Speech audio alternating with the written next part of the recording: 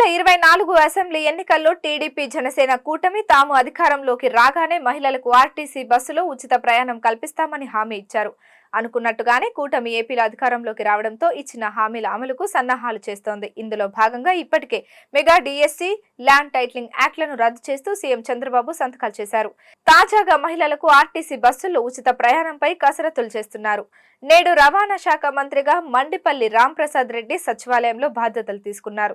ఈ సందర్భంగా ఆయన మాట్లాడుతూ ఆంధ్రప్రదేశ్ రాష్ట్రంలో ఇచ్చిన హామీ ప్రకారం మహిళలకు ఉచిత బస్సు ప్రయాణం త్వరలోనే ప్రారంభిస్తామని స్పష్టం చేశారు. అలాగే తెలంగాణ, కర్ణాటక ఉచిత బస్సు ప్రయాణం అమలులో ఎదురయ్యే లోటుపాట్లు మన రాష్ట్రంలో తలెత్తకుండా చూస్తున్నామని తెలిపారు.